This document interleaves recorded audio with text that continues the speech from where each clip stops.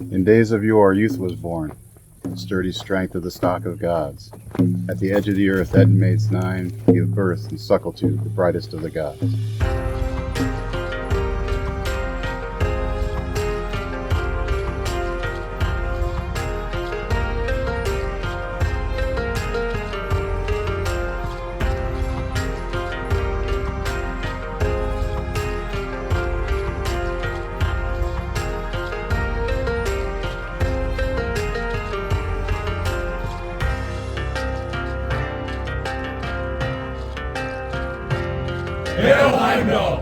This bloat has ended. Thank you all. Group hug!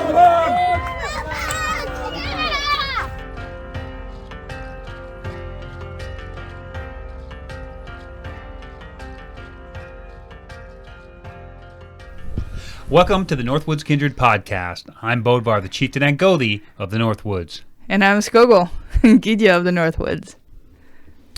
All right. So today we're going to try and talk about kind of like the newcomers, like welcome to Asatru sort of a thing. And if you don't identify with Asatru, if you prefer to call it Norse Paganism or whatever you identify as, that's perfectly fine. We're going to call it Asatru because that's the way we've come to know it for the last 30 years. And we're not turning back. We're not looking back. Right? It's Asatru to us. So even if you're like Vanatru or Rockatru, to us it's all Asatru. As is the gods. You know, As is the gods. You know, like, you know, so help me Frey Njord and the almighty As, Odin. So it's not about the Asir, it's about the gods themselves. So welcome to Asatru. Right? Yep. All right. So yeah, because I mean, I've mentioned it here before, but the way I look at it is all the gods are just the race of gods, and even the Jotnar, you know, some of the giants are the race of gods. They're all the same creatures. I look at it more like a state residency. Like I'm Idahoan, but if I go move to Texas, I'm a Texan now. So I'm a Vanir, but I get adopted by the Norse gods and marry into that family. Then now I'm an Asir, you know, or now I'm a Jotun, or I'm a Jotun and I got married with an Aesir. Now I'm a god or a goddess. That's just how it works in the lore. You just can't draw those kind of lines like we draw now. That's a really cool way to think about it. Yeah, it's just state residency. Like, where you living? Where you living, man? Oh, who you be? Because I mean, look at Tyr. Like Tyr's mom's a giant. She's married to a giant. So you got to assume his dad is too. So Tyr's a giant, but he's still a god. You know, Odin comes from a primordial creature. You know, he and his brothers, they're giants and gods, all kind of connected. Yeah, I mean, Freya is Vanir, but she lives amongst the Aesir, and she's counted amongst the Aesir. Frigga is Njord's sister, but she's considered an Aesir goddess. There's just no drawing lines like that. So we're going to call it Asatru, long story short. So welcome here, and notice that we didn't put any category, no qualifying categories on that. We don't even give a shit where you're coming from. We don't care if you're coming straight out of Scandinavia or if you're coming straight out of Africa. We don't care. If you decided that these gods are the interface that you want, this is how you want to exchange with the divine, then these gods are here for you, right? Mm-hmm. Mm-hmm. What? You keep looking at me like I have something to say. Okay, if you don't, you don't. So yeah, that's just kind of how I look at it. So Mike, I figure like our relationship with the gods is just that. It's an interface. It's like whatever operating system you're running on your computer. Whatever you're looking at on the net is the same, no matter what computer interface you're looking. Whether you're looking through an IBM, a Mac, you're using Linux software, you're using Android software on your phone, whatever it is, what's on the other side is the same for all of us, no matter what interface we're using to get there. So I'm pretty sure that death is death to all of us, and we all end up in the same place or through the same transitional cycle, no matter what our religion is.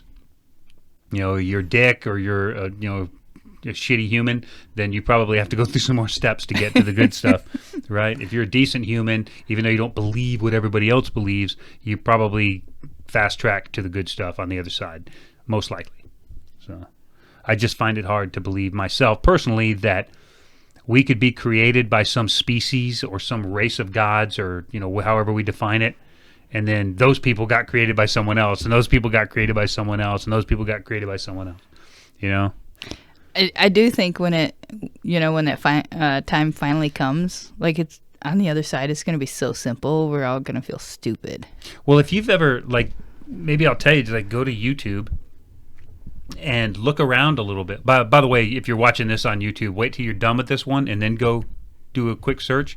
But search for like near-death experiences, NDE, near-death experience, and there's a lot of videos of people talking about their near-death experience. Now, granted, some of them are probably full of shit, right? You got to imagine it. Yeah, you would think that. There's a good portion of them that just kind of made it up, but there's a large portion where you can see the sincerity in them, and they either were. Some of them were like heavily influenced by religion, like a Catholic priest or whatever, and some of them were not religious at all, like straight scientists, science is the way, whatever it is. But they all have a real similar experience. Not all, but many have a similar experience where they get to the other side and it's all just love and light. And they're like, oh, that was the point. I don't want to go back. When they're like, oh, well, your time's not really up. This is just kind of a sanity check. Let you know that you're there for a reason. Now go back to your little squishy body and be human again. That's a really nice thought, is to think that the other side is just full of light and love. And yeah, well, everything I've seen confirms that. And I've had a couple of rides on some chemicals, and it confirms that the other side truly is different, you know. And I guess the right way to look at it is like, we're not here. We are immortal souls having a human experience. We're not humans that are going to die and the way we lived affects our immortality. It just doesn't work like that. I don't think so anyway. I think immortality is who we are. It's what we are. And I think once we escape these bodies, we're going to be like, ooh, that was a bitch. I don't think I want to do that again for a little while. I think I just want to relax here and live in the love and the light. And then this is like a school, I would guess. You come down here to learn some things about how to do stuff or how to experience the world or whatever. It's probably just an experience that we're all having. And it's cool because we all get to share that experience. We get to celebrate it together. But at the same time, we get so wrapped up in the physical of it that we take too many things too literal, you know what I mean? Mm-hmm. Like all this stuff's gonna be here when I'm dead and gone. It's gonna rot away and it's gonna become nothing, and you know, like none of that stuff really matters. It's all about people. I am a little envious that you've been to that point where you don't fear the other side. That would be a really comfortable place to be in. I would like to be in that place. That's a common thread that I see with people that have had near-death experiences, or people who have had profound experiences with like psychedelics, is that they understand that what comes next isn't anything to be feared. And, you know, and some of them, it's just the next step. It's just the next phase. It's the next process. You don't have to fear dying and going to the next place any more than you feared being born. How irrational does it say? Well, that kind of makes sense. Yeah. How irrational is it to say, man, I'm afraid of being born? Well, you were born. And if it was painful or not, you don't remember it because... That's true. That's true. I never actually thought about it from that, standpoint. Yeah, and I think it's kind of the same process. A lot of sense. The way we come into this world and the way we go out of this world are very similar. Now, obviously, you're not going to crawl up into somebody and go to sleep and disappear.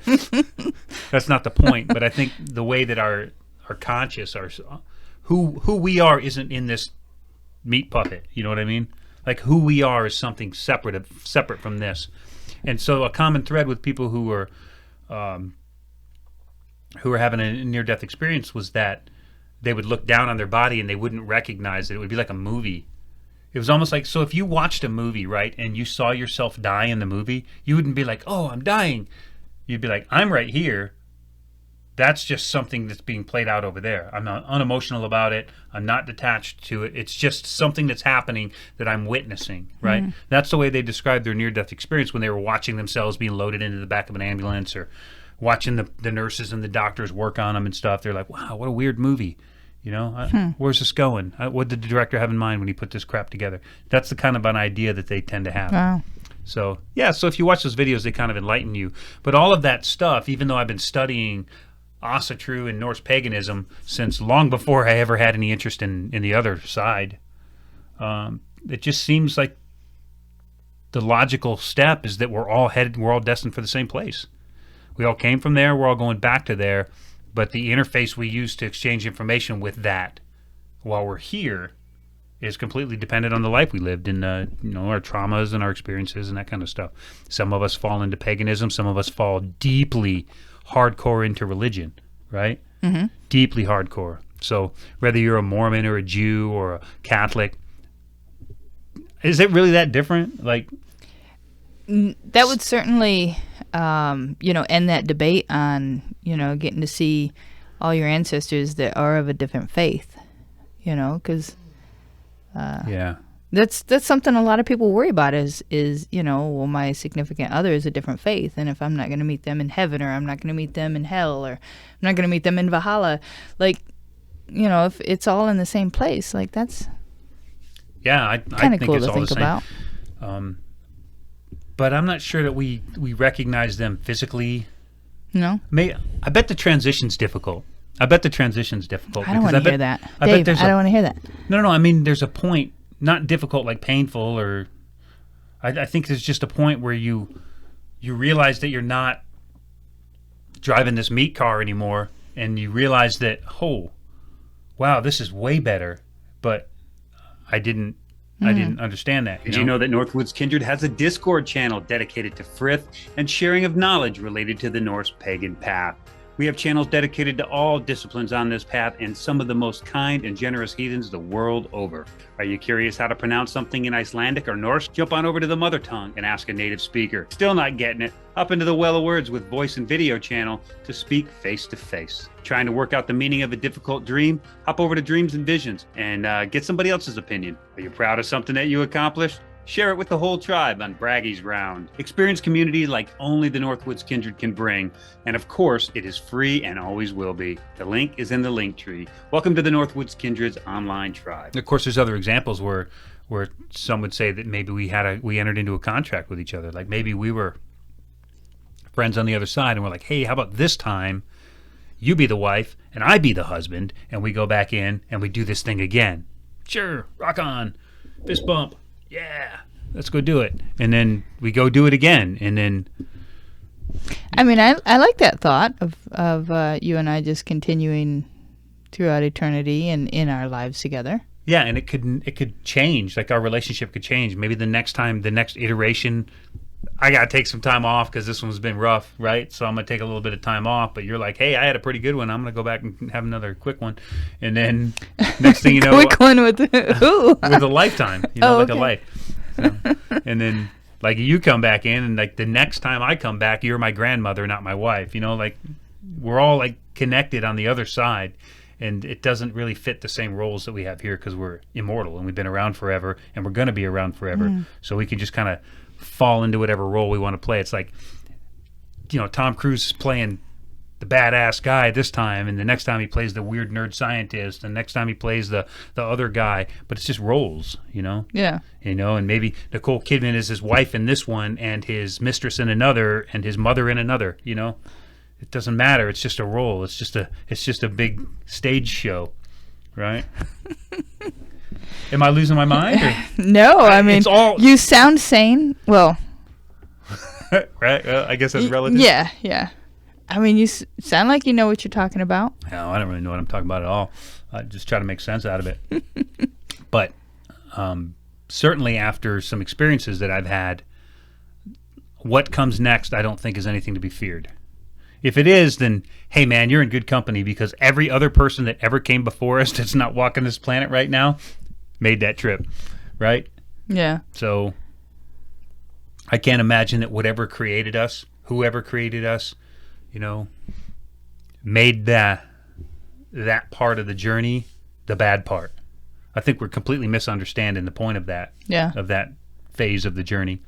But, I mean, I could be wrong. I don't know. I don't know anybody that's died and come back, but some of them people were dead for like over an hour. Yeah, over an hour. Wow. Yeah, the ones on the YouTube you were talking about. Yeah.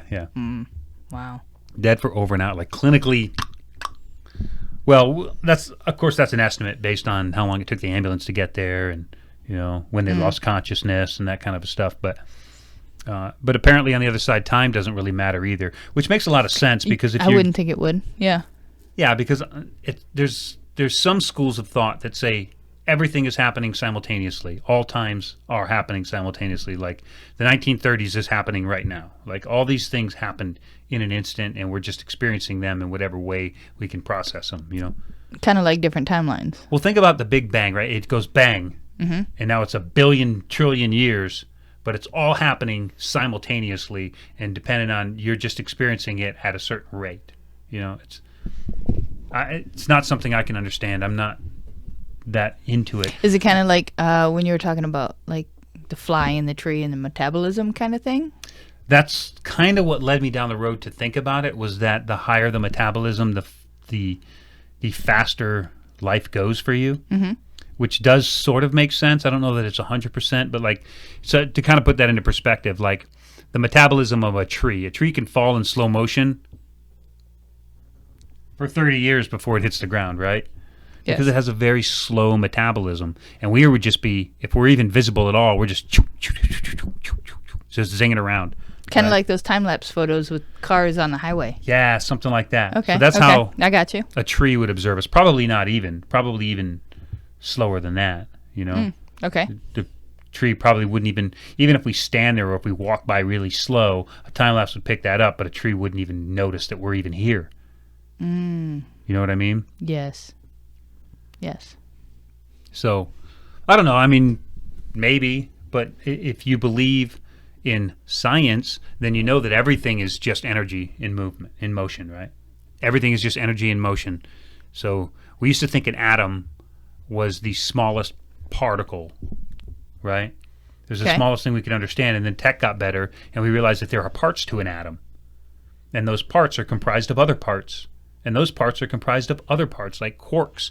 And when you break it down so far, and you start looking at all those other parts, they realize that there's parts are 99.99999% empty space.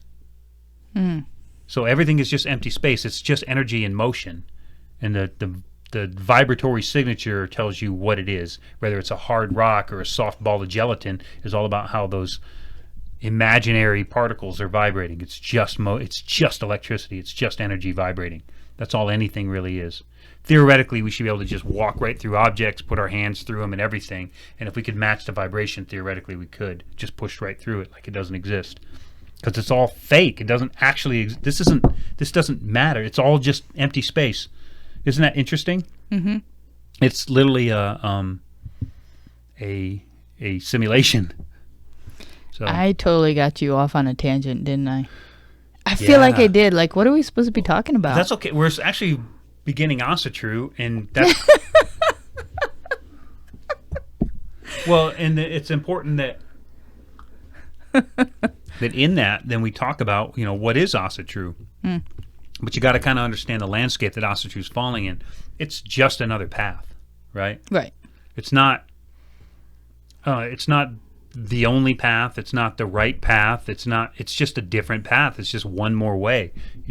Wicca, for the most part, is just kind of made up, right? I don't want to offend anybody that's Wicca, but come on. But for the most part, I think we can all agree. Like there was witchcraft. Yes. There was witchcraft, and there were volvas, and there was those kind of things throughout history in all regions and all cultures. There have been those that were skilled in the magic arts, right? Yes, and correct. some of those techniques have been kind of mashed together into what we now know as Wicca, the modern sort of a yes. I think they took quite a few amalgamation of different quite a few liberties. Paths. Yes, from different. But it's not a historic path. No. You can't say witchcraft was practiced by any peoples.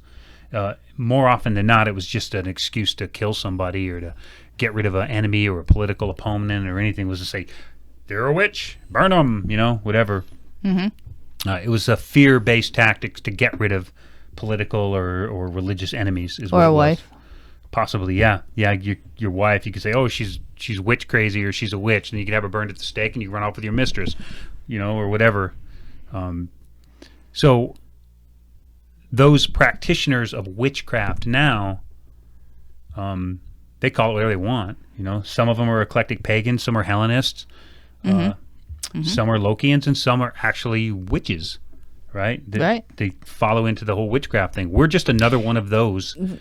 And then I think they get down into the different elements, and you have your plant witches and your yes. Oh, you know what I'm saying. I know what you mean. There's different subcategories. There's even more subcategories too, because there's like so there's some idea, and you can kind of trace bits and pieces of it in the lore, that like doing certain things or viewing reality through a certain lens was a form of witchcraft. So like you've probably seen a hagstone, right? Yes. It's a form of witchcraft to view through the holes in a hagstone, to look through the keyhole in a door, to look over the sill of a door, to look over a brush or a hedge would be a hedge witch, right? Right. Or she would sit on the hedge or something like that. So there was a lot of different things, and it was all about viewing this reality from a different perspective. It was really about perspective. It was about, I want to view all the stuff that we normally see. That's what really makes like some videos cool. It's not about the video or the topic of the video or the actions that are taking place. In a lot of cases, just the perspective of the camera will make an amazing video, even if you don't know what the hell's going on. That's what I try to but consider. It's like super attractive, Yeah, that's right? what I try to consider when I'm out there with the camera and the Kindred is doing ritual. Yeah, if you can't tell a good story, at least have a good perspective, right? Right. So that's all that a lot of those different crafts were. There were different ways of, well, at least the witchcrafts, the initial, at least going back into the northern lands, some of that was perspective.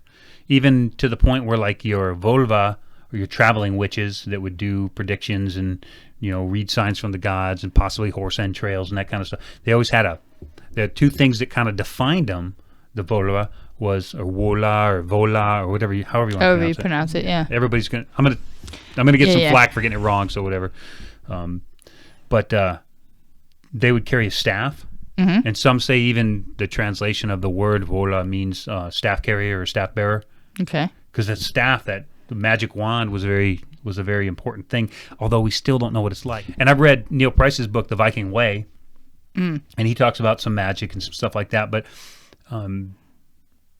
We don't know. We don't really know what the purpose of that staff was. It had some purpose, obviously, because they all had them. I'd really like to find out. I mean, I have one. Yeah, I got one too. That I'm working on, and I would really like to, I don't know, charge it and... Yeah, I've got one, and I've used it for various things, Yeah. I like it for drawing stuff out in the sand. I don't use it as a walking stick. No, I would imagine that some old Wola back in the day probably cracked people on top of the head with it once in a while.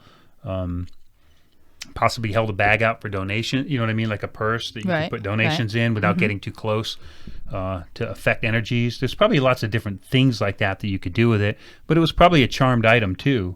And it was probably, in my opinion, probably something very close to that of the Thor's hammer, or nowadays the witches have their daggers. Some people have magic wands. We have some that we made, right? Yes. So I would guess it'd be something like that. It's a focal point. It's a place to put your energy so that you can direct it in a particular. It's a scope on a rifle, And I'm still designing mine, and I'm trying to get all the different elements. Like I have bone and shell and rock and stuff like that, and copper. So just all that different stuff to enhance the magic of it. Bringing all these different energies. Yeah. Yeah, and we don't really know what it's for, but we can experiment with it. And that's kind of the point here that we're doing, especially with Asatru, is we just experiment. Experiment. See if it works for you. If it doesn't work for you, discard it or refine it, right? And that's probably one of the toughest things for you as a new Asatru or someone new to paganism in general, no matter what brand of paganism you want, is that there's always somebody in your space to tell you the way you're doing it is wrong. Yes, I get told I'm wrong all the time. Yeah, and it's just, wrong for who? We have to grow. We have to we have to learn as we go. Nobody becomes a mathematician without failing at a few problems, right? Mm-hmm. Nobody becomes anything without failing along the way and then learning from those failures. But just imagine how hard it would be if you were like going to college and every time you got an answer wrong on a test, you got punched in the mouth. I'd be dropping out of college. Right? Yes. That was it. Like every time you got a wrong answer, it's like, come here, man, you got a 75. I got to punch you in the face 6 times. It's like, what? What are you talking about? Bye. You got wrong answers, you get hit. So, yeah, all right. Well, I'm going to go to the admissions office and, check out of this crappy little ant farm. But I mean, the community is very harmful to itself in that. It is. I wish I could say we weren't, but we're not there yet. We're at the point where people are still. Everybody's trying to figure it out. Even those that supposedly have it figured out or pretend like they have it all figured out, they're still just trying to figure it out. Yeah, they're still paying attention. Yeah. Well, they're just trying to find what works for them, and in the process of doing that, if you do something that's counter to something someone else is doing. In a lot of cases, people will take that as a threat to them in the way they're doing it. So if I do something different than that person does something, they're going to look at me like I am calling them out and saying that theirs is wrong because mine is different. When that's not the case. Mine is just different because I'm different. I had different experiences. A whole different string of events led me to this point where we met, and my way is different than their way, I think that's, if they're vocal about it. If they're not vocal, like they might just take something of yours and bring it into theirs, and it just feels right to them. But they can't give credit. They can't say this isn't how I've been doing it for 20 years. They have to own it. You know what I mean? Yeah, that is a kind of a weird phenomenon. I have noticed some people. Yeah, it's like they can't say, oh, most of the stuff you talk about is bullshit, but I really like this one part, and I'm going to pull it into my practice. Yeah, it's all or nothing. They got to either hate you or they got to love you. But I think we're getting better at that. I think so. I do. At least in the couple of years that we've been out on the public forum, I think I've noticed that people are becoming a little bit more forgiving with each other, especially with new people. So you guys are having a pretty good road of it, I think. But there's no slack I've seen for people who are obviously brand new, quotes from the Vikings and, quoting like video games as if they were factual, pieces of history. Yes. But they come in and they say, well, I've been practicing for 25 years, and then they're, quoting Skyrim or something. You know what I mean? Yeah. I mean, it's those people get dragged through the coals. But even then, I think they should probably approach that with a little bit of we should probably be nicer to those people. I think we should probably approach that with a little bit more compassion. And I think that's kind of the goal of Northwoods is to just try to be a little bit better, a little bit kinder, a little bit more, approving. Like, I mean, don't get me wrong, like, we kind of came out of the gate kind of hot a little bit. Yeah, we've definitely had our problems. But we're trying to lead by example. We're trying to do better, and everybody makes mistakes, and well, I can kind of explain that too. And we did. We've had a lot of heat, and we've had some pretty big arguments. But I think we came out kind of strong, and we didn't really know how to operate in this envivarment, in this digital landscape. No, we had and we no took idea. We took things as insults that may never have actually been an insult. Yeah, I think it was just a lot of it was just the verbiage. Yeah, I think so. And we just didn't understand it. Yeah, so we're getting better at that. So I'm in no way going to say that we came into this public. Like, we've been doing this a long time. But when we came into Asatru, we had a long period of time where it was just solo, or family practice. It was us and our kids. Yeah. And then there was a moment where we found a kindred, and we've been a part of that kindred for 20-something years, but there was only a moment where we were meeting every month and having these, like the Northwoods does now. It's just a moment in time. It seems brief, but it was probably 10 years. 10 years, just family? 10 years with Gallarhorn. Oh. Where we were meeting all the time. Oh, yeah. 10 years plus, yeah. 10 years plus, you think, that we were going out there every month? Yeah. Except when I was deployed, but you were probably still going out. Yeah. So that happened for a while, but it just seems like a flash in the pan now, 30 years later, right? Mm-hmm. Or 20-something years later. All the kids that were born into the kindred are all grown up and having kids now, and Yeah. you know, we got third generation Asatru running around. So we've been doing this a long time. So it's hard when you say something or see something, and then you get attacked from a bunch of people who, I don't know, for some reason or another, decided that you're wrong at what you're doing.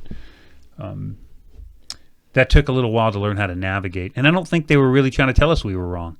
I think they were just trying to tell us we were different, and they didn't understand it. Yeah. And they didn't really know how to make that communication. So we're figuring it out too. Like, we got raked over the coals on some private stuff and on... Well, and if you consider too, when we came out, what is it, almost 2 years ago on the internet? Yeah, it's been about 2 years, I guess. I mean, we came out with this huge banner that said Asatru, and most everybody online thought Asatru meant racist. That's right. That's true. Like, look, we're trying to change that word because... And yeah, all when we we've came known. out, it's like, no.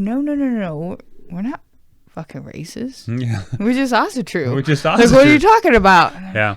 So that was a big red flag for a lot of people, was just coming out as Asatru. So if you're new, there's a lot of misinformation that floats around, constantly making the rounds.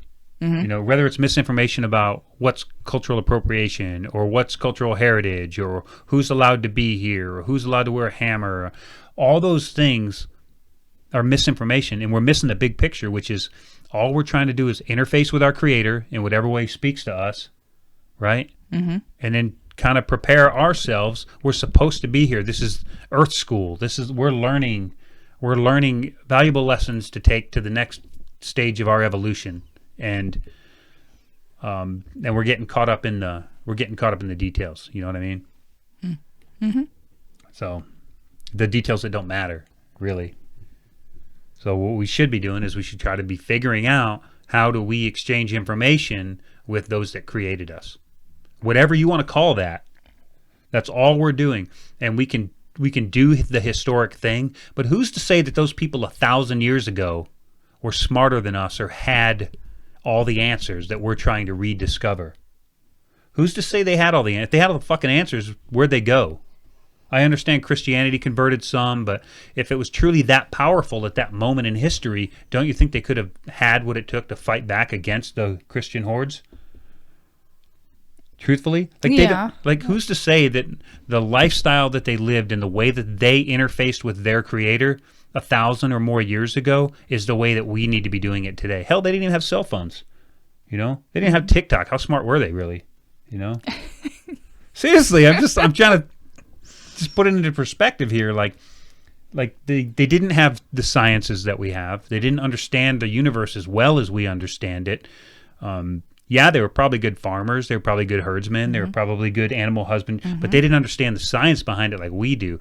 They would lose animals. Well, we'd just go to the North 40 and buy a shot and give them a shot, and now they're treated for the next year. You know what I mean? Like, we've got this stuff down to a science. We can focus on other things. We can focus on our spirituality and our connection. Yes, but I think, thinking on that, I think we got a little bit complacent just being able to do things like that. And we lost a lot of the interaction and the work that goes into, like, raising animals and figuring out what it is. And instead of just going down to the store and getting the medicine or getting the meat or whatever it is, we lost a connection there, I think. Well, we certainly where everything is quick and easy, and you don't have to work as much. So I'll definitely agree we lost the connection to our food source. yes. You know, there's very few people that know where their food comes from. And I think everybody theoretically knows that meat comes from living animals and, vegetables come from a garden. I think theoretically people understand that. Yes, but to see it, to be able to process to it, do it. Like I guarantee that there are more people on this. Well, I won't say that. I won't guarantee anything. Okay. And I will, instead of saying on this planet, I'll say in the United States, that there are more people that if you put them in an arena with a couple of animals, that those people would starve to death before they could figure out how to use those animals for food. Yes, or clothing or tools. Yeah, if you just took a bunch of naked people and threw them in a football stadium with a herd of sheep and some rabbits or something, and nothing else, that they would most likely perish before they could even figure out how to deal with the situation the way that it is.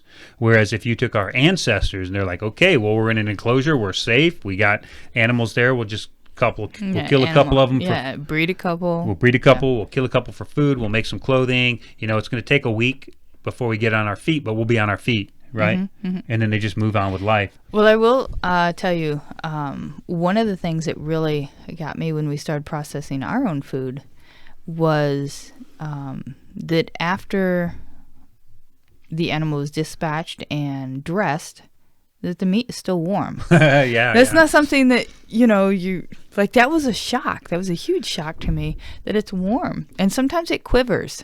And you say that and it sounds like a no-brainer, but so if you don't know, I used to teach survival. I taught survival at a pretty high level in the Marine Corps at the Mountain Warfare Training Center. I'm also internationally qualified to teach at any survival, evasion, resistance, and escape school that's run by NATO. And I only preface that because I want to say that I've taught hundreds of people, and we've killed probably hundreds of animals. Species full of animals. Well, I mean, like, we killed chickens and goats and sheep and rabbits, fish, lots of different types of animals for every class. And that was one of the most common things, is that they knew it, but they didn't know it. They'd never touched warm meat. And they'll cut an animal open and they're skinning it out. And they're like, it's a little freaky. I didn't expect it to be warm, although it makes sense that it would be warm. But it's just something that people just don't process. They don't think about it because they've only ever touched it cold from the meat counter, right? And and it's like, of course, it's a no-brainer. Of course, it's going to be warm, and but I think that's more common amongst people than you might think. I think so. Yeah. And that's something that got me. And then another point that I will make is inviting one of my girlfriends over while I was processing a deer. And what she was worried about was it was going to be like a bloodbath at the table, and she was just going to see all this blood and gore and stuff. And then she was quite surprised that it was just like meat from the grocery store. Like there was no blood, there was no nothing nasty about it. Well, even when you gut an animal like a deer or something out in the forest, there's relatively small amount of blood. Yes, unless, depending on the hit, you blow the heart up, there's going to be a lot of blood in the chest cavity. But yes, and I knew that, so I was able to explain that to her, and she was quite surprised, and it didn't gross her out at all. She just sat there chatting with me while I was processing an animal. Because it was just meat. It was just meat. It was just, and then we, cooked some up for dinner and. Yeah. So I guess we got kind of off on a tangent there, but the idea is that people don't necessarily understand their food at that level, right? Yes. I do want to just kind of throw it out there. I don't know if I actually told you this or not, but when I processed my deer this year, like, I really enjoyed field gutting it. Yeah.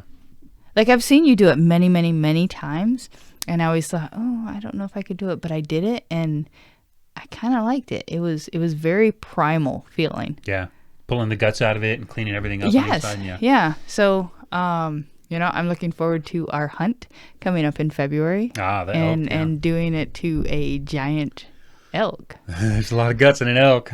There's a lot of guts in an elk. Yes, this time I totally think you should hit record, and I'll see what I can do with editing. Yeah. Well, that would be fun. Yeah, maybe I'll just record you doing the work. Yeah. Well, you're going to get an elk too, so I'll record you doing it too. Yeah, but we're not going to be able to drag it up on a rock and do a bloat like we did with the deer. Why not? We ain't dragging no elk. Why not? We're going to be there with Stig. It's going to be 3 of us. Like, I don't know if we can do that or not. Maybe with a cow. We might be able to try it. We'll see. We can totally do this. We can still do a bloat, but we might have to do it where it lays.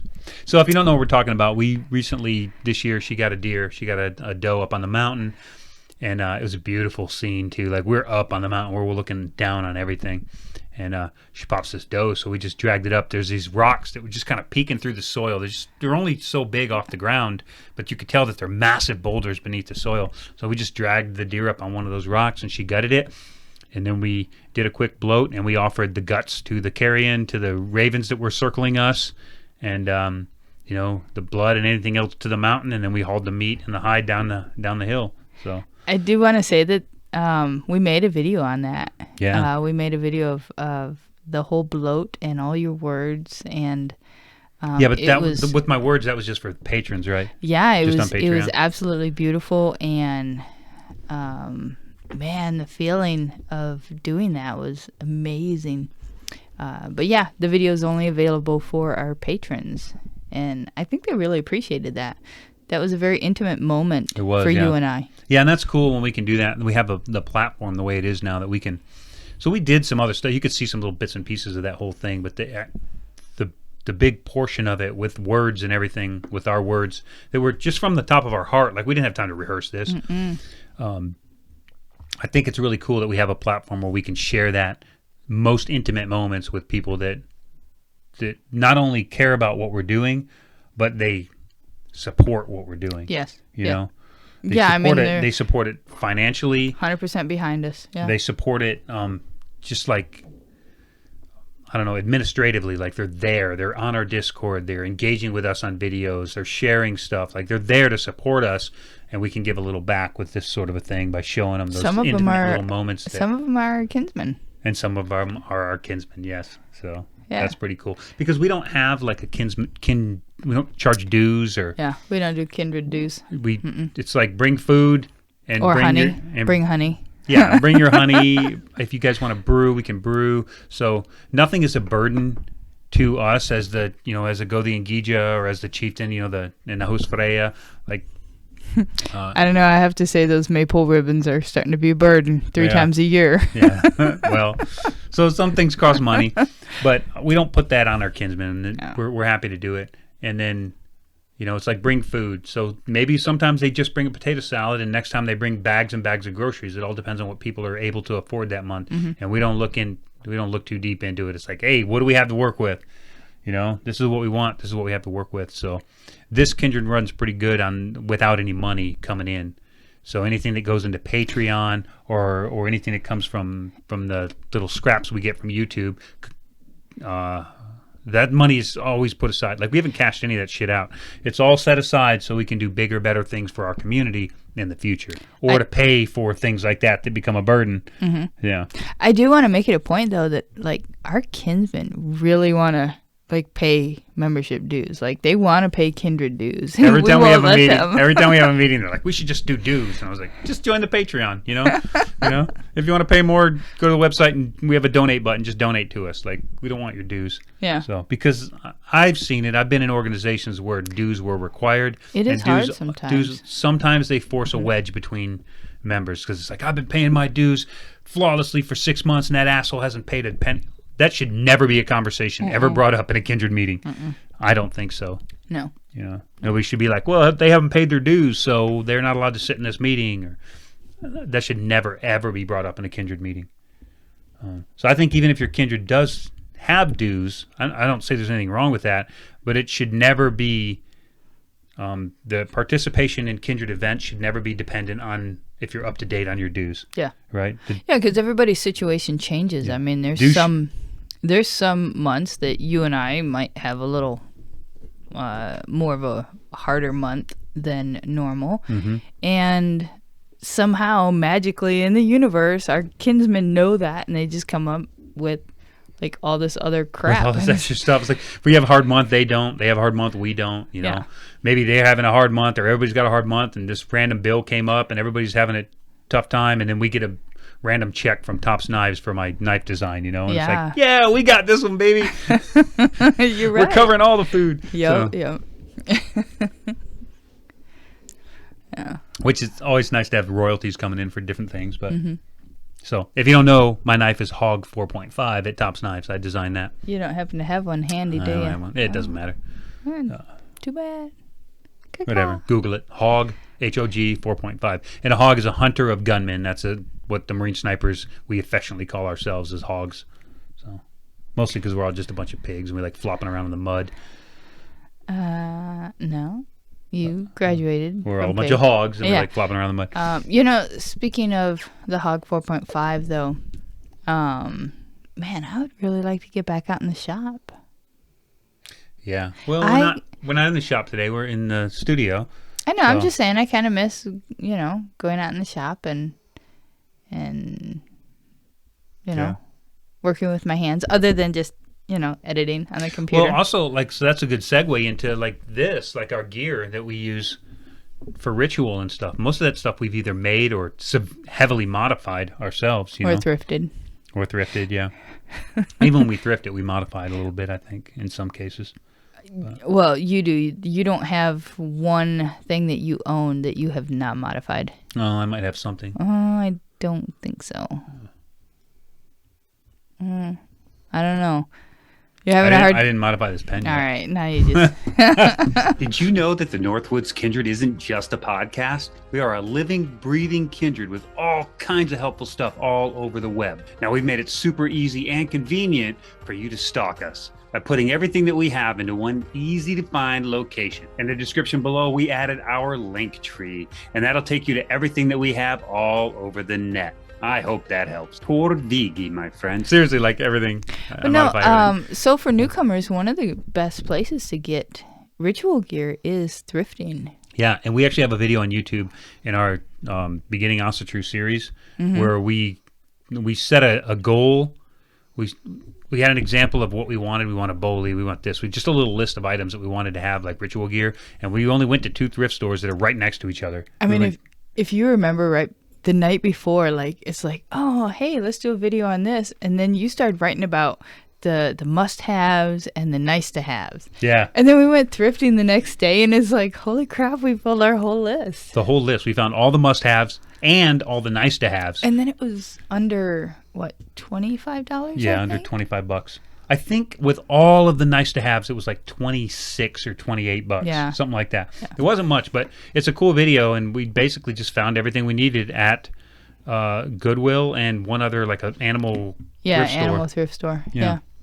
And then some of those items we have already passed down to kinsmen that needed them, or... Some of it went to Iron Raven's Kindred for their very first ritual kit. Yes. We passed it over because we didn't need it. We got plenty of cool gear.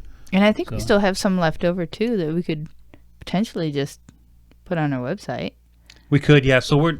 Actually, talk to us. So we have a website.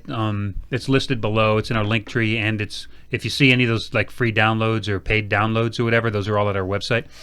We are thinking about setting a page up on our website where if we find cool things like this that we don't need, that we can just buy them and just resell them on our website just for pagans, for altar purposes or for ritual purposes. What do you think of that idea? Because we come across a lot. She actually works at Goodwill, so I do work some at cool Goodwill. stuff comes through there that she's got access to. Yeah, I totally treasure hunt at Goodwill. That's my job. I treasure hunt. I'm a treasure hunter. She's a professional treasure hunter. Yeah. It's awesome. I love it. So that's pretty cool. But going back to getting started, so we have a playlist for that. So on that playlist, we'll show you how we have developed our bloats. And I guess some of it is akin to 1960s, 1970s Wicca. Some of that stuff evolved side by side or together. I'm not going to apologize for the way we do things, because if anybody can show me a bread and butter, black and white example of the way things were done in the Viking Age, then maybe I'll adjust the way I do things. Maybe you apologize. I won't apologize. I can't apologize. What am I apologizing for? Because I'm not misleading anyone. I'm not selling anything. I'm just doing things the way we do things and showing you how we do them because it works for us. We're happy. We're connected. I feel like we're connected. Yes, I feel it. Yeah, I feel a connection. I feel like when I talk to the gods, they're listening. I don't always get the answer I'm looking for, but I feel like there's a presence there listening to what I have to say. You're definitely getting acknowledged. Yeah, there's always an acknowledgement, yeah. But I've also come to the point where I no longer ask for... I ask for things, but I don't ask for specific things. I don't say hey, I need this money to get this thing fixed. I ask for I need to get through this problem. Guide me through this problem or through this issue. You know what I mean? Mm-hmm. So what I think I need to get through an issue isn't necessarily what I need to get through an issue. So I leave it open to them to get me through the issue, or give me some guidance, or show me the light that I'm supposed to follow at the end of the tunnel, to somehow point me in the direction so I can solve my problem. But it's never what I think it's going to be. It's never the solution, Like that old Chinese, what is that, a Chinese curse? May you get what you ask for or whatever? Yeah. Yeah. Well, I just want to point out that you learned this lesson many, many years ago. Yes, I did. That just because you ask for something doesn't mean that's actually what you want or need. Yeah. So we had a family member on their deathbed many, many years ago, and I had used runes to manipulate a situation, and for all intents and purposes, this person should have died and didn't. And I realized that my contribution to that effort was outside of my authority. And so I got exactly what I asked for, because I think that was the God's quickest way to teach me that I don't know what I need, right? Yes. They taught me that I don't know what I need, and if they give me everything I ask for, I'm going to end up in a worse place in most cases. So the right thing to do is ask for help solving a problem, not for the particular tools that you think you need to solve that problem, right? Yeah. Because sometimes the problem is unsolvable. Sometimes you just have to get through it, right? Instead of solving it. But those are kind of the things those are just sort of the negotiations that you have between you and the divine, and you can't have that if you don't have an operating system to communicate with them. True. My operating system is Asatru, and I communicate exactly the way that I've showed you I communicate in all these other various videos and stuff that we do. And I know myself well enough to know that I don't know what's best for me. So I'll always just ask for help in getting through something that I know is not good for me. I know that I'm not comfortable, I'm not safe, I'm not whatever. I just need help getting through this situation. I'm not going to define what that help looks like, right? Mm-hmm. And I found that I can be a lot happier and a lot freer to just live my life if that's the only kind of help that I ever ask for. Unless I can ask for specific help for someone else. Yes. Yes. Yes. I could ask for this person to be out of pain, or this person to get well, or I can ask for this person to be this or that. Like that healing ritual was very cool. Oddly enough, that came up yesterday. Oh, He it? called me yesterday, Yeah. and I talked to him on the phone for a little while you were on your way home from work. Mm-hmm. And he had said that that healing ritual we did. So this is for someone we were very close to, had an issue with a knee. And he's a professional firefighter, and he blew out a knee. Mm-hmm. And then, so he was on light duty, but he needed to get back to work before he lost his job. So we did a healing ritual with some runes and some Galder work and some other things, with he and another of his family member, and then us and some other people. And then I gave him a specific formula that he would have to use over and over as necessary, sort of like a take two and call me in the morning sort of a thing, but it was with a runic formula, and it was about chanting. There's a way to do it, and we might get into that down the road if I'm comfortable with it, and maybe not. But either way, he called me yesterday to say that, obviously he's been healed for a while, mm-hmm. and he got promoted because he could. I know his doctors were really. Doctors were shocked, like what happened. It was remarkable. It was noteworthy for sure. And so he got promoted, and now he's, progressing in his career. But he called me yesterday to just say that, like, everything's going great, and that he had, so it's a knee thing. So now he's got, when weather comes in, he gets like some issues in his knee. Mm-hmm. But rather than taking painkillers, he goes back through that formula. Oh. And then that formula will generally take the pain away. And then as the weather passes over, then it goes away completely, and he's back to his normal self. So this is something he could potentially continue throughout his whole life if he falls back to this method, as opposed to painkillers.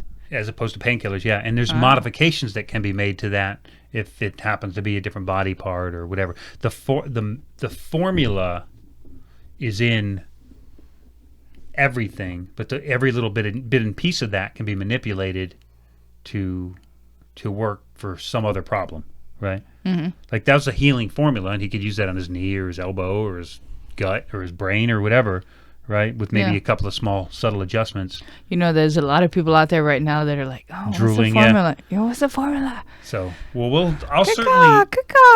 I'm cautious because I've shared some things about runes with people on the internet, and they end up in a pay-to-play course. Yes. So I'm very cautious about what I can share about runes because I mean, you've been studying the runes for like 30 years now. that's how what got me here was the Yeah. runes. The runes is how I found To Asatru in the first place.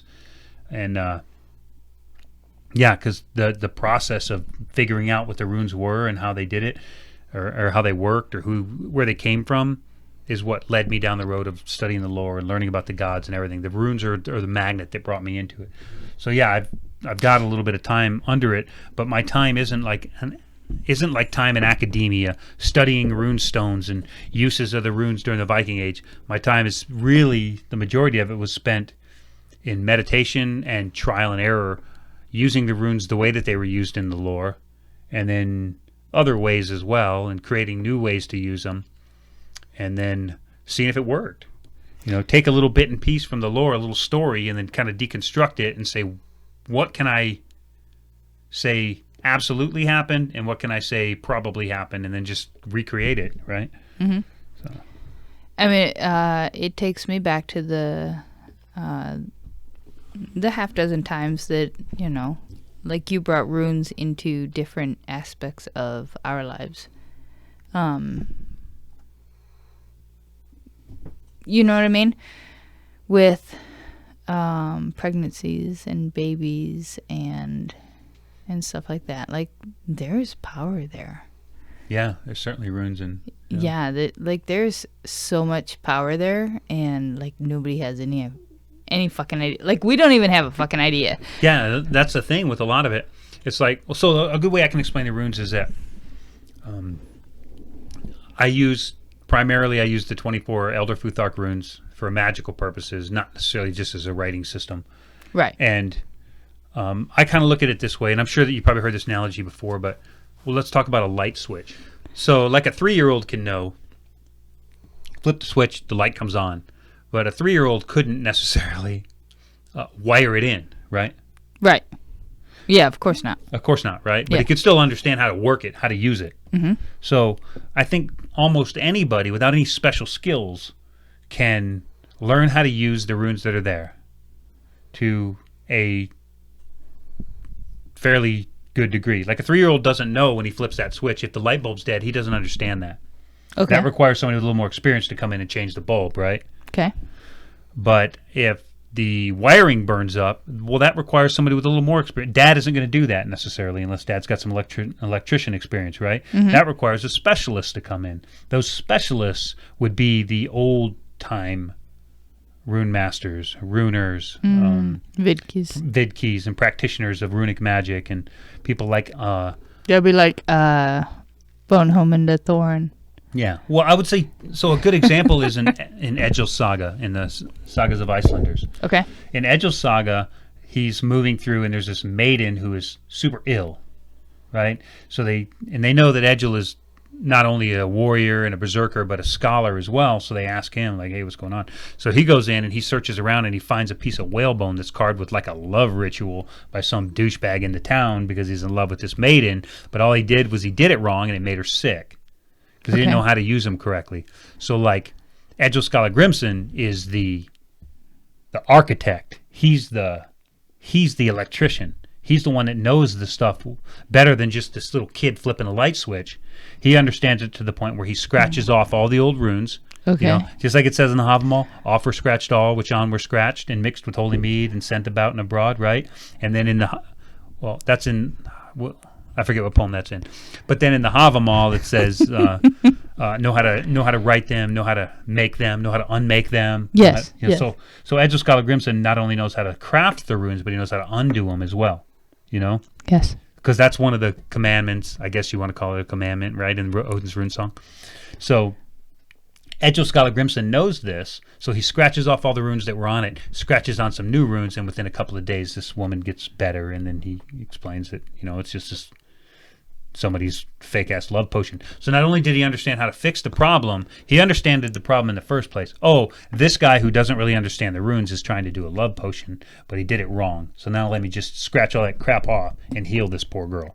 Right? Okay. Yeah. And there was another occasion in Edel Saga where he suspected his drink was poisoned. Okay, yes. Do you remember this one? I do vaguely. Yes. So, in the Havamal, it lists a whole bunch of different runes. Like ale runes is one of them. So he cuts his hand and he scratches some runes in his horn and he just smears the blood into the runes. Right, so I guess that's sort of a hint at blood magic back in the day. Okay, but he scratched some runes into his horn and smeared some blood into it, and the horn broke and dumped all the meat on the ground, revealing to him that it was poisonous. And that was legal.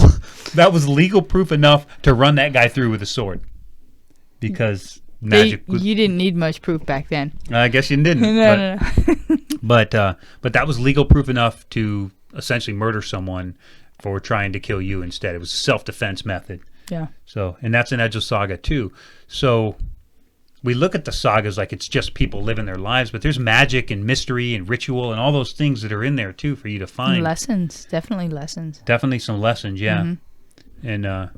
And especially if you go one step beyond the sagas of Icelanders and you go to the complete sagas of Icelanders with 49 tales, which you can only get from... you got so spoiled there, didn't you? Ooh-wee. You can only get those from Leifur Eriksson Publishing in Iceland, so you got to pay a hefty fine to get them. I think mine cost over $400 for the set. Was it worth it? It was definitely worth it. Would you pay twice that? I don't know, because I haven't read them all yet, but so far, I would. And I haven't found any digital copy. You love your books. I would love to have a digital copy too, but it's a 5-volume set of books, and it's all the things in the... And here he goes. He's going to go find them. Well, the Saga of Icelanders is right there. It's a big, thick one on the end. I'm sure anybody that has it knows it's that one right there. So it's like, the book's like this thick. So it's all of those and a whole bunch more. I think the Sagas of Icelanders has the bulk of the heavy sagas. So like Edel Saga, and I think the People of Vatnsdal is in there, and the Vinland sagas are in there. I used to have a copy of Saga of Icelanders, but I don't know if I lost it or you gave it away. I think I gave it away. I think I accidentally gave it to Jafnhar. You should buy me a new copy. Yeah, we can do that. Yeah, I think it was. I thought it was one of my other copies, and I gave it to Jafnhar, and then I realized I didn't have that other copy, that I already given that to Leif. Yeah. So that's what happened. But either way, I'll get you another one. You do like your books. So that particular one's, it's got like all the sagas, everything that was written down from all these different places. It's all Icelandic, and it's all Icelandic, and towards the end of the Viking Age. But it's a really good glimpse into life there, because I see some people debate, like, was atheism a thing in the Viking Age? Well, yeah, it was. And I know that for a fact. Yeah. Because if you read the saga of Finnbogi the Mighty, Finnbogi is going to talk to, like, the emperor of some empire in the Middle East. Okay. So he goes as an emissary speaking for a Norwegian king. So he goes to this emissary, and this emperor is kind of a laid-back dude, he's likes to know his people, right? So he's like, and he's obviously hardcore Christian at that time, possibly Muslim or whatever. Okay. I'm not sure that they really knew the difference back then, but they might have. I don't know. So being a Muslim or a Christian empire, they wanted to know who this emissary prayed to. So like, and who do you trust? And that's what they meant by, and who do you trust? Do you trust in God? Do you trust in Allah? Do you trust in Odin? Whatever, right? Okay. So, and who do you trust? And his comment was, well, I haven't found any need to trust in anything other than my own body, And he's like, well, of a man of your size and your reputation, I would think that your trust is well put. So that's pretty much the exchange that they had. Okay. But the idea is that he didn't believe in a supernatural power. He believed in his own power and his own abilities. So all the great things that were accomplished by Finnbogi was not because he was praying to the gods or he had some magic connection to him. It's because he believed in the abilities that the gods gave him in his body. Mm-hmm. Whether he believed in the gods or not, he would be a Viking-era version of an atheist. He didn't do ritual, and he wasn't opposed to it. Like if there was a bloat or something happening, he'd be there, like everybody. But he didn't perform these tasks. He believed in who he was and the abilities that were given to him at birth. And that's what he relied on. And he made a great name for himself. The saga of Finnbogi, which is hard to find, but it's in those original sagas of Icelanders, the the full one. Mm-hmm. And it's great to have those kind of resources to be able to read up on those kind of things. And because right now it's debatable. People can sit around on TikTok and debate whether or not there was atheism in the Viking Age. But I'll tell you matter-of-factly that there was. There was, because I have records of it. And so does everybody else that wants to pay the penny for it. Okay, so back to getting started in Asatru. Yeah, well, that's kind of like the point I was heading at. No, I know. I'm just messing with you. References, like No. good resources. Yeah. References and resources. And you do Tell have people, show your work, man. You can say whatever you want to say. Show your work. And you do have a really good Amazon store with some of the historical references that is better, right, than the modern. Yeah, well, the modern's easier to read. Well, we made a video on it. So I made a video on the different types of resources that we have available to us as I don't know, pagans trying to figure out our way. And there's a couple of different types. So you have your encyclopedic versions, which would be like, well, often they say encyclopedia, right? Mm-hmm. Like the Encyclopedia of Norse and Germanic Folklore, Mythology, and Magic. Yeah, I couldn't remember that title. I was trying to think of it. I knew it was something like that. It's right back there. Yeah. And that's by Claude Lacouté, right? Yeah. So that's a great reference. It's a great reference. It was assembled by Claude, and then you can go through it and you can find references to all these different gods, goddesses, celestial beings, places, names, that kind of stuff. It's great. It's an encyclopedic reference. And there's nothing inherently wrong with that because it's void of, for the most part, people's personal interpretation of shit. Okay, yes. Right? And then you have like the historic references, which are debatably the Heimskringla. At least the first part's the Edel Saga is probably kind of a little bit more mythological. And then you have the Heimskringla, which is the story of the Norse kings. You have the Sagas of Icelanders, complete Sagas of Icelanders, which are two different collections. Then you have the, Saxo Grammaticus and the story of the Danes. You have Tacitus Germania. You have Ibn Fahlan's journals, and a host of other things, both Saemunder's Edda, Snorri's Eddas. So those are all kind of like, except for Saemunder and Snorri's Eddas, those other things are kind of like historic references. They're recorded. Anglo-Saxon Chronicles, that kind of stuff. They're just recorded data, and they're pretty dry to read sometimes. Right? Yes. And then you have the mythological stuff, which read. are written down, the mythologies. And the mythologies are the most debated, I think. If they say, Yokul went here and did this and did that other thing, it's hard for you to debate that. It was written down at the time, and this guy went here and did this thing. Yes. It's hard to debate that. Yes. But the mythologies are always kind of subject to interpretation. And because you can always get a different story depending on how you read it or your mindset. You find that a lot with the Havamal. The state of mind that you're in. Yes, I feel that sometimes, yeah. And you're already, because we're English, we're reading someone else's interpretation in the first place. And even then, those interpretations can take on different meanings based on your state of mind, right, in the Havamal. Mm-hmm. So everything you could think that was interpreted by man from one language to another, depending on the purpose of the interpretation, whether it's to maintain the poetic meter or to maintain the feeling, the vibe, those are all going to have a different way on how it's read, right? Mm-hmm. So those would be the mythological, and those are the fun ones, and those are also the ones that are most debated. Like, what is the lesson here? Is the lesson be a good person, or is the lesson, be armed everywhere you go? Like, what is the deal? You know what I mean? Like, you both. Potentially, right? So, so those are a couple of the different types of references that we have to work with, and it's important that you can make the distinction. One of those things is modern interpretations. Like, you might find some occultic or esoteric type books like Freya Aswin or Ralph Blum or other people that write books about Asatru that are not historic, but they're more about the practice, right? Yes. Or becoming a shaman or whatever, those kind of books that people write to sell at the New Age stores and whatnot. That's another set of resources we have. And in a lot of cases, those people did some of the research, right? It's not all made up. Yes. Yeah. We were talking earlier today about moon water, right? Yes, we were talking about. So tell me your moon water. experience with moon water, because I would have been like, that's just some bullshit made up Wicca garbage, right? And so we got to kind of push that out of our head, so we're not drawing lines in the sand before we understand. Yeah, I totally thought moon water was bullshit. I only did it as kind of like, there's the super blue moon this month, and I'm gonna make moon water. It's not bullshit.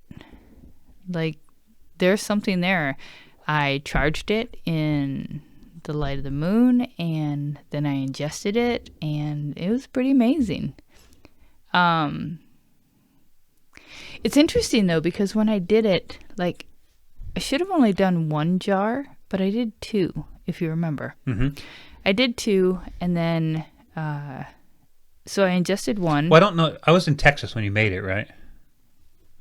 Was I out of town when you made that moon water? I think it was the night before you left. Oh, okay. I think it was the night before you left, because you went out there with me.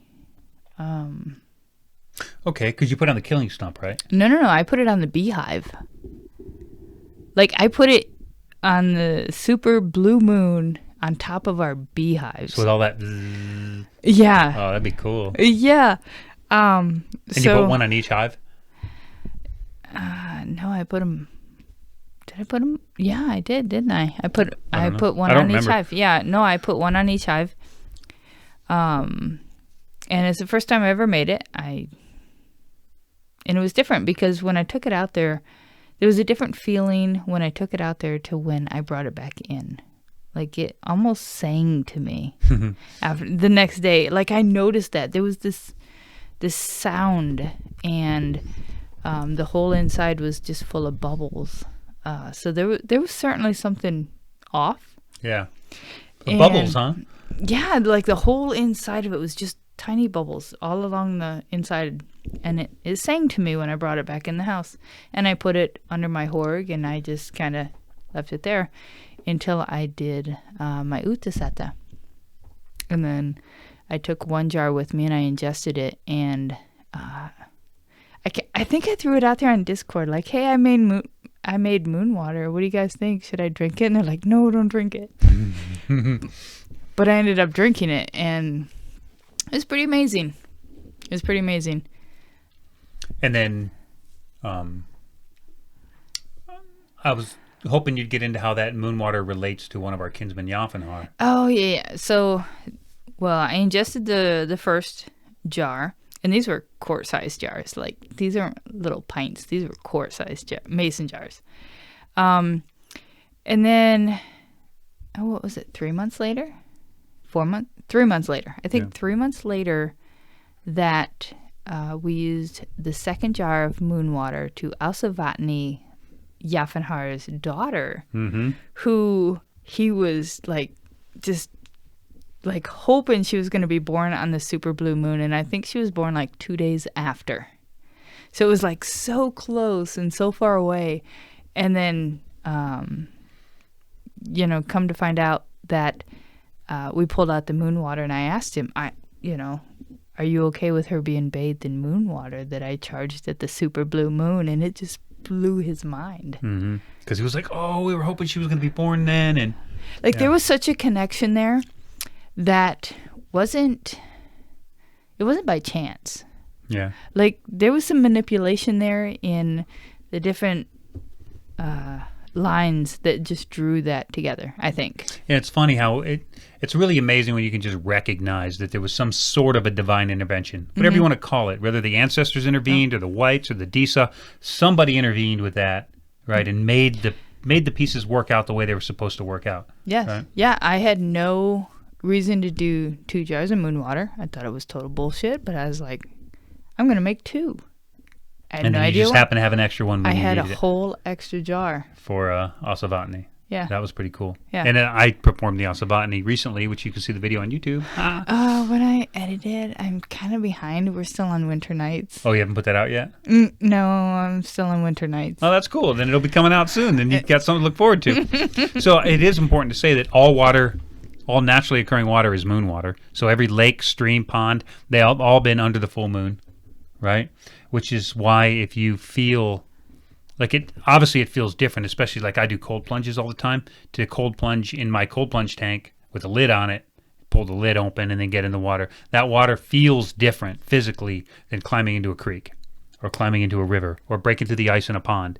Because I've done all of those things, and it feels different. It feels more complete and whole when the water's been occurring naturally. Because essentially it's just a big bucket of moon water, right? Mm-hmm. Mm-hmm. And go ahead. Okay, I do want to kind of throw it out there because I didn't mention this earlier. But you know how when I'm treasure hunting at work all day and I'm listening to all these different podcasts, like there was something about moon water and charging things by the light of the moon, and I can't remember the name of the podcaster. I'd drop the name here, but their daughter was trying to charge things by the light of the moon, and it just wasn't working out. And then come to find out, they told her just charge it by the sun.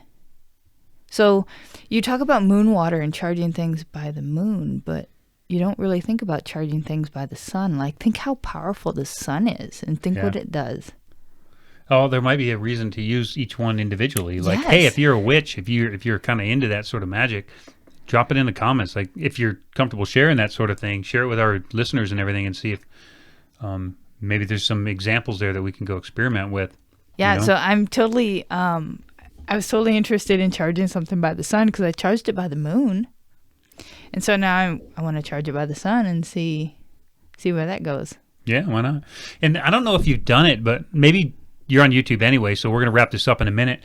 But Google, or check it out on YouTube, there's this phenomenon where how you communicate with water affects its structure. Now, have you seen that?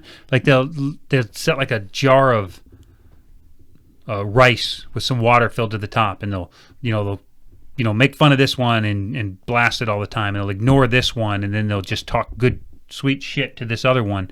And the sweet one always looks good and whole, and the one that's been blasted kind of gets rotten and nasty, and the one that's been completely ignored turns the worst, generally.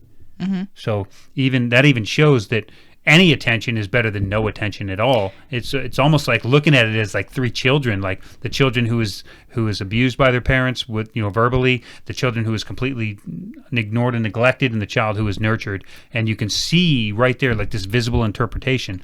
But also they would take, this is the crazy part, is they would take like the little trays you put on a like a petri dish. Yes. And they put a thin layer of water and they lay it on top of a picture. And then they put it in the freezer and it'd freeze, and the crystalline structure represents that picture, like with some amazing detail. Wow. So there is power in how you energize or how you charge water and then what you do with it afterwards. For sure. There's even some evidence to show that if you just pour yourself a cup of water in the morning and you talk good affirmations into that water and then drink it, that you put those affirmations into you. Whereas if you're just bitching and complaining, well, I know you tried to get our boy into doing that with his water. He did it for a while, and he said that it made a difference. But ultimately, it's hard to develop a new habit and stick with it. Yes, right. It is. So, it is absolutely. Yeah, because he's got health conditions, so he can't hold it down all the time. But it did help when he would help started. him hold it down. Like if he gave the water some affirmations and talked to it like it was a friend and like it was very healthy and good, and then he would drink it and he would be able to hold it down better than water that just came out of the tap that he drank. I wonder if he just got to a certain place where he just forgot what he was doing. Or why. Yeah, why or what. Or sometimes things can go well and you just end up taking that for granted. And you think, this is just going well because it's going well, not because I'm doing anything to make that happen, right? And then you kind of wean off. Yeah, sometimes it's hard to give the accolades to something that you think is so minuscule. Yeah. I think that's kind of like why a lot of people fall off of the diet, right? Yeah, they get on a diet, it starts working a little bit, and then they're like, oh, I can have this thing or I can have that thing, and eventually you just kind of fall. You just kind of lose track of of what was working and what wasn't, and then it's like because of these couple little cheats, now it's not working as well as it did. So maybe that's not the, maybe that can just go away, and I'll just go back to my old lifestyle. And Right. I think that's why people fall off the wagon on practically anything, is you just kind of develop a complacency before you build a habit out of it. Yes. Because, I mean, it takes what is it, 30 days to build a habit? I think it takes more than that. I think it's more like a 90 thing, but even then, like, habits are, it's like good habits are easy to break and bad habits are easy to keep. It's really weird how that works, isn't it? Yeah. I just want to throw it out here that I have a 644-day streak on Duolingo. 644. I think I'm at 340 something. It's so hard to break that streak now that we're in it, right? Yeah. Like, we're in it, and it's going to hurt to lose it. I don't know if it'll hurt. I've lost some you haven't lost any streaks. I haven't lost any streaks. I've lost some since streaks, I started. and then I take like a week off and I jump right back in the fight. But That's you're why I'm at- at 300 some and she's at 600 some. So But, I mean, think about that. Like, how long... almost a year. It's been almost in a month or so. It'll be a year Yes. of And every single day. Well, a couple of streak freezes, but yeah. But you pay for those. I mean, we pay for those with, working towards them. yeah. Not monetarily, but we... Well, I think even then, like, so when I get to 365, right? Yes. I'll be at It's going to 365. be a big day. There will be a couple of streak freezes, quite a few actually. Yes. But there's also many, many days where I've done way more than one exercise. Yes, Where I've absolutely. done 6 or 8 or 10 exercises in a row. So I've certainly done more than 365 Yes. things. But Yes. I'm just wondering, I wish we would have thought about it when we were starting it, because not only are you and I both at that streak, but like Edel's at over a year streak, and I think Leaf, last I knew, was like a year and a half. Sasha just lost her streak at like 299 days. It was oh like, man, bone. but I wonder for each individual one of us, what was that point where it became routine, where it became just like, you know what I mean? Like, we didn't have to even think about it. Oh, I think about it every day. I think I still have to think about it. Yeah? Yeah. Oh. Okay, well, never mind. Like, totally disregard that whole conversation I just had Yeah, with you. forget it. Whatever. Yeah, All right, it's we'll see you gone. tomorrow. We should wrap it up. So I know Okay. that we were talking about beginning Asatru, but we're just going to continue this conversation the next one, and we're going to talk about other, like, there's places where you get hung up, right? Yes. There's places where you tend to dwell too long, or things don't feel right, or there's a lot of dark winters. You overthink things. Yeah. Yeah. So there's a lot of winters in that, you get sort of complacent, or everything seems dark and everybody seems to be against you, and you're just kind of like, I'm just going to walk away. Mm-hmm. It's okay to just lay it all down and then just walk away for a while and just be you and not communicate that to anybody for a while, and then come back to it when you feel re-energized and ready to take it on. I've been through many, many of those in my Asatru career, right? Where I don't want to read it. I don't want to TikTok it. I don't want to listen to anybody else's bullshit. I don't even want to do a ritual. I just want to sit down and absorb all of this stuff that I learned. Yeah. And I think that when you kind of put everything on hold and you walk away, I think that's where some of the most growth happens. Yeah, I'll agree with that. Yeah. I think one of the times probably when I walk away the most is after a large event, like some sort of a big catalyst, some big letdown, or a death, or some big event that really changes where you're at in your life. Those real noteworthy moments that really kind of restructure your whole life around. When that happens, that's usually when we withdraw. And if you haven't noticed, we've kind of withdrawn. Even this podcast hasn't been. We've only done a couple of episodes in the last 6 months. Yes. Because we've had a lot of like big, huge life changes and things that we had to overcome. And then with the aftermath, you got to figure out where to fit those in your life now. Because now these are things we have to deal with. You have new bills or things that are on you now that you didn't have to deal with before. And you have to figure out how to work those into your life. And when you do, then you go back to your meditations and your rituals and your... Well, I think this is back where we first started, where we're divine beings having a human experience. Yeah, and part of that experience is interruptions and adjustments.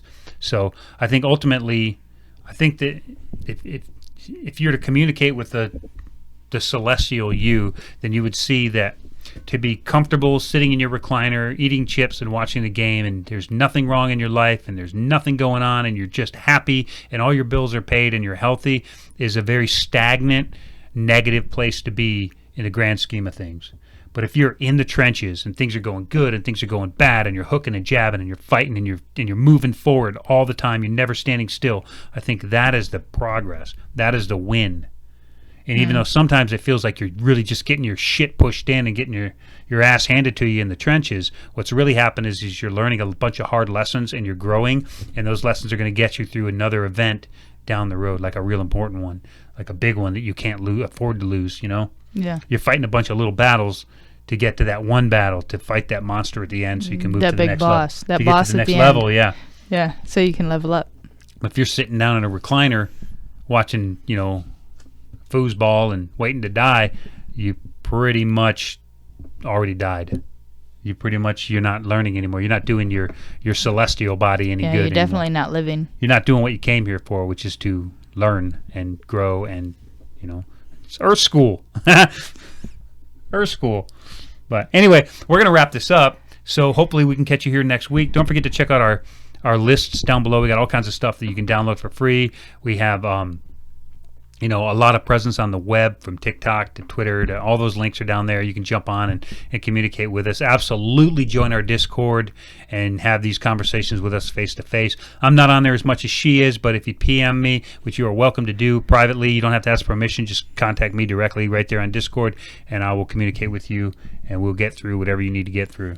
So do you have any last tips for our newcomers? No, man, just don't take shit so seriously, especially if you're new. Just be fun, be outgoing, be energetic, learn new things, and try not to let the first thing you learn be the foundation for everything. So sometimes those first things you learn are wholly wrong. And I won't say that about a lot of things in Asatru, but sometimes those things are absolutely wrong. Like Loki is not Odin's son, right? Nope. He's also not his brother. So there you go. So sometimes those things that you learn through pop culture or whatever brought you here and made you happy to be here, sometimes those things are wholly wrong. So always remain a little bit of flexibility in your mind to know that the next bit of information you take in could change your perception for everything that got you that far, and that's okay. That's the point. That would be my little bit of advice, right? And see, my advice is pretty similar to that. Would be, you're already here. You're already at the destination. Just enjoy the journey. Yeah, that's something I say with people when we're hunting, and they're just hiking as fast as they can. It's whoa, pump the brakes, buddy. The animals live right here. Yeah, you're already here. We're already there. You're already here. Slow down and enjoy the hunt. Yeah. So, that's good. You're already here. You're here. You're one of us. Welcome. Welcome. You don't have to prove your way. You don't have to pay any dues. You're just welcome here. Slow down and enjoy the hunt. Right? And more importantly, probably the most important, let other people enjoy their hunt too. You're not right all the time. I'm not right all the time. She's not right all the time. I'm definitely not right all the time. Just let other people enjoy their hunt too, and maybe sometimes they'll share some of them spoils with you. Right? Yeah. All right. So I hope you enjoyed that. I hope we can see you on the next one. Absolutely add wherever you're consuming this at, whether you're watching it on Spotify or any of the other podcast platforms, or you're watching the actual video one on YouTube, then subscribe, share it with your friends, share it with your coworkers and your fellow heathens. And until next time, Thor hates trolls. Tor Vigi, my friend. Tor Vigi. Tor Vigi.